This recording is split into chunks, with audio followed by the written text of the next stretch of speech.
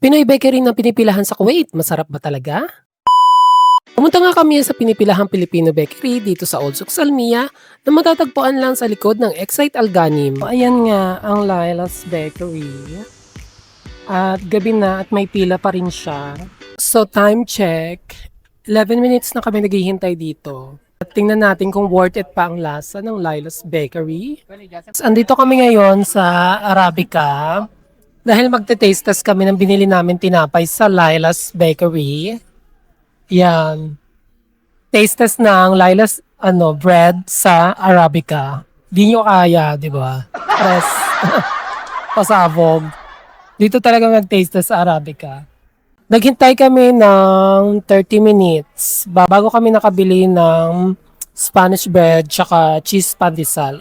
Kasi ito yung trending sa kanila na cheese bread tsaka Spanish bread. So, titikman natin. Wow! Kung worth it ba yung paghihintay ng 30 minutes.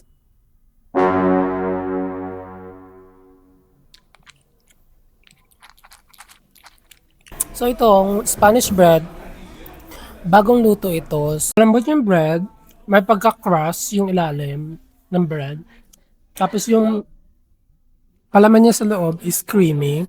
At hindi sobrang tamis. Sakto lang yung tamis niya. So for me, this Spanish is 9 out of 10.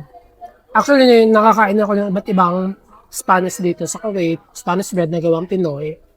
Sa mga ibang bakery din. Dito sa Salmiya. Mali-level ko na yung mga lasa nila. So na natin titikman naman ay ang cheese pandesal nila.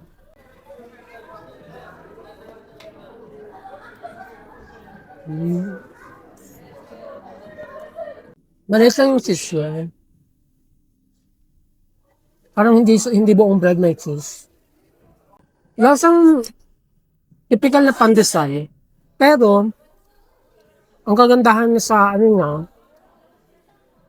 bread niya kasi bagong luto. Malambot.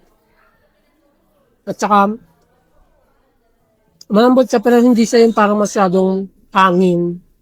So parang hangin na lang yung bread. Kasi yung pandesal, mararate ko siya ng 8 out of 10. Kung tatanungin niyo ako kung bibili ba ako ulit, ang sagot ko ay yes. Worth it naman yung lasa sa murang halaga. Pero hindi na ako pipila ulit ng 30 minutes para makakain ulit nito. Siguro kapag wala ng ganong katagal na waiting, pwede pa. So salamat ulit sa pagsama sa aking tikim serye mga sis. Follow for more. Thank you for watching. Babush!